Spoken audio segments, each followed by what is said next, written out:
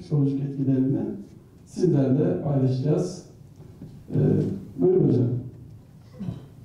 Dünyada herkesi ilgilendiren ya da herkesi ilgilendiren bir konudur. Bir kısım insanları terörü düzenleme şeklinde, terörü besleme, geliştirme ve onu düzenleme şeklinde ilgileniyor terörle. Bir kısım insanlar da terörün olumsuz etkilerinden ilgileniyor. Böylece herkesi ilgilendiren bir konu olarak terörü ele alabiliriz. Ben şunu ifade edeyim. Eskiden eşkıyalık vardı.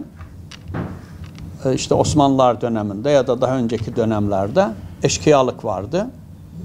Eşkıyalık toplumdan kopup toplum düzeninin dışına çıkıp kendi başına ama olumsuz hareket eden insanlar vardı. Bunlara eşkıya diyorduk.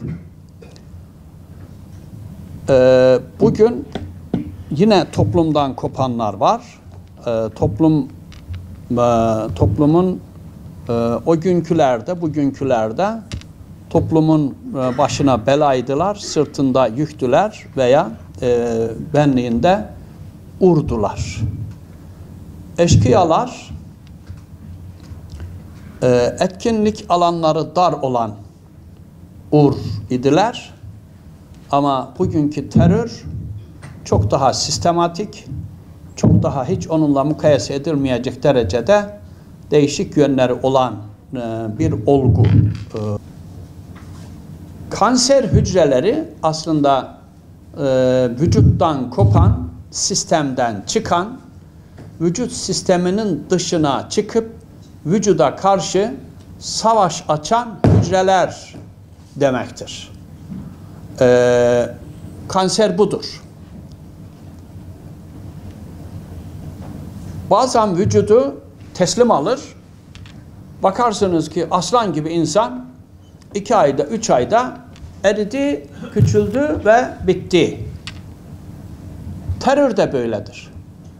Teröristler de normalde toplumun dışına çıkarlar. Toplumu sırtına binerler. Ve toplumu rahatsız ederler diyerek başlayayım. Ama asıl hedefleri toplumu ve toplumun bağlı olduğu sistemi değiştirmektir.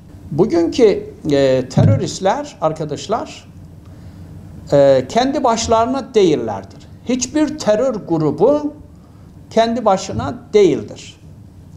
Birincisi, terör grupları uluslararası beynelmilel güçler tarafından kullanılırlar. Kelimenin tam anlamıyla söylüyorum. Kullanılırlar. Onlara ciddi maddi destek verirler, lojistik destek verirler. Onları kullanırlar. Neye karşı kullanırlar? Uluslararası güçler dünyanın başına çökmüş, onlar da ayrı bir kanser urudurlar. Kendilerinin durumunu devam ettirebilmek için bazen doğrudan insanlığa müdahale ederler, bazen dolaylı olarak insanlığa müdahale ederler. Bugünkü terör faaliyetleri bu dolaylı olarak insanlığa müdahale edilen durumdur. Bize karşı uzun zamandır kullanılıyor. Aslında bize karşı kullanımı ta 1800'lü yıllara gider. Biz buradan öğrenci gönderdik. Bir kısmı da kaçak gitti.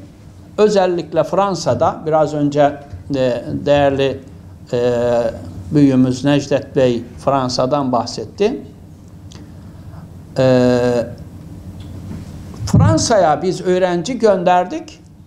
Onlar gidip orada doğrudan terör işlemeseler bile Osmanlı'ya karşı bir ur olarak döndü geldiler çoğusu ve Osmanlı'yı çökertmek için uğraştılar. Biz mühendis olun, bilim getirin, teknoloji getirin diye öğrenci gönderdik. Fakat oraya gittiklerinde oradaki ideolojik gruplarla bir araya gelip Osmanlı'nın sırtında, kalbinde, beyninde bir ur olmak için hazırlandı, geldiler ve nitekim koca imparatorluğu çökerttiler, durdurdular. Şimdi ülkemiz ne zaman güçlenmeye, kendine gelmeye, kendi inancına, tarihine, kültürüne gelmeye başlasa, kendi olmaya ve kendisini geliştirmeye başlasa, bu terör kamçısı hemen ülkemizin üzerine yönlendirilir. İşte Allah rahmet etsin, Erbakan hocamızın o çalışmalarını hem küçümsemek, hem toplumun gözünde küçümsetmek için bir yandan uğraştılar, bir yandan da ya ne olmaz ne olmaz, bu adam iktidar olursa, bunları gerçekleştirmeye başlarsa bu ülke elimizden gider korkusuyla sağcılık, solculuk ürettiler ve aynı silahlarla o insanları birbirlerine düşürdüler ve ülkemizde ciddi terör olayları başlattılar. 12 Eylül oldu. 12 Eylül'den sonra, 12 Eylül'le birlikte birçok avantaj sağladı o çevreler. Sonra ülkeyi uyuttular, öldürdüler. Erbakan hocamızın tabiriyle pelte hale getirdiler. Ne inanç kaldı, ne sağcılık kaldı, ne solculuk kaldı. Tamamen nefsani arzular peşinde koşan bir gençlik oluşturmak için uğraştılar. Ama Allah'a şükür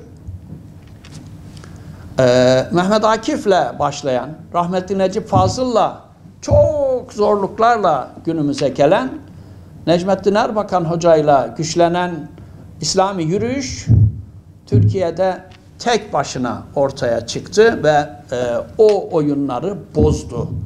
Bugün Türkiye eğer terörizmin terbiye edemediği, arzu ettiği noktaya getiremediği bir ülke ise eğer, bunu açıkça söylüyorum, sebep bu akımdır. Bugün de bu akım vardır. Bundan dolayı. Emin olun bugün biz işte 20 yıldır yürütülen bu çalışmalardan vazgeçelim. Yani Trump nasıl istiyorsa, Avrupa nasıl istiyorsa öyle bir noktaya gelelim. Terör de durur. Sıkıntı da kalmaz. Maddi bakımdan destek de alırız. Ama ondan sonra da sürekli emir alırız. Sürekli tokat yeriz. Sürekli bizi güderler. Bizi bitirene kadar yardım ederler. Pelte haline getirip bir kenara attılar mı da iş işten geçmiş olur. Terör, ben 67 yaşındayım. Dolayısıyla 27 Mayıs 1960, 71 Mart arası, 1980, 28 Şubat, 17-25, 15 Temmuz ve aradaki tüm terörden kaynaklı, yani mazereti terör olan olayları fiilen yaşadık. Savunmalarını yaptık, çilelerini çektik hep beraber. Bugünlere geldik ve bugün yine Türkiye'de Dünya Sosyologlar Derneği konu olarak terörün sosyal, siyasal, ekonomik ve psikolojik etkilerini gündeme getirmek mecburiyetinde kaldığına göre terör bugün var, yarın da olmaya devam edecek. Sebebi nedir?